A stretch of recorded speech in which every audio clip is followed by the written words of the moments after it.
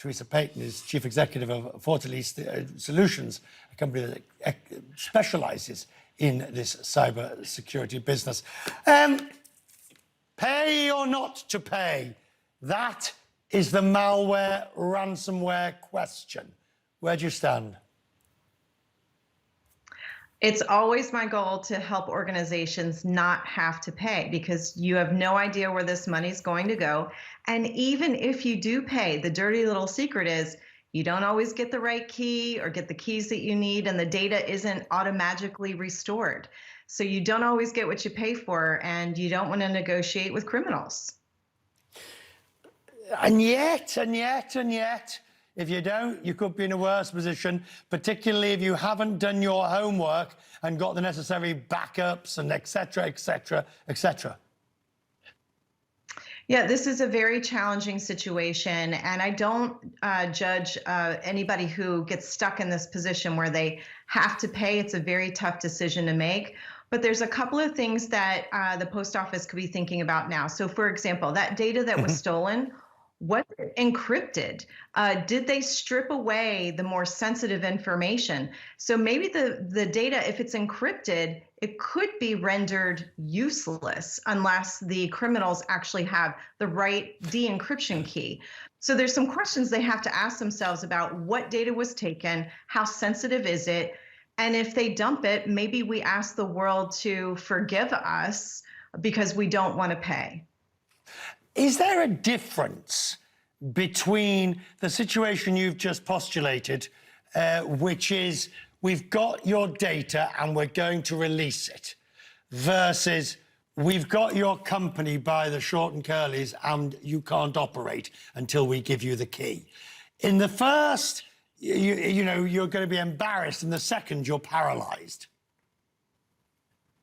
Yes, I mean, both are very challenging. I mean, as of right now, from what I understand, mail has been unable to come and go, not just domestically, but also internationally in the greater UK since Wednesday. So we're talking 48 hours for people who are waiting for medicine to arrive via the mail and other important packages. That is life-changing, right? It could be life-threatening.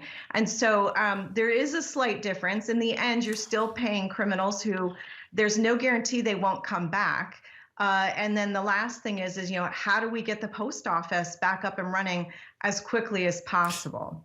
Now, I have a sort of a victim side of this, in a sense of just before, in fact, viewers will know because I tweeted about it and we talked about it.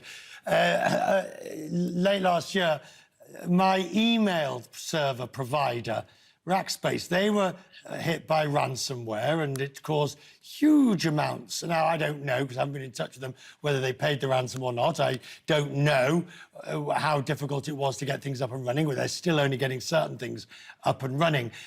Are we giving enough importance at the senior suite to ransomware? You know, it sort of fell off the list of things we talked about. You know, we talked about it a lot, especially in the weeks and months following Colonial Pipeline and some of the other major events. Then the ransomware syndicates went quiet for a little while.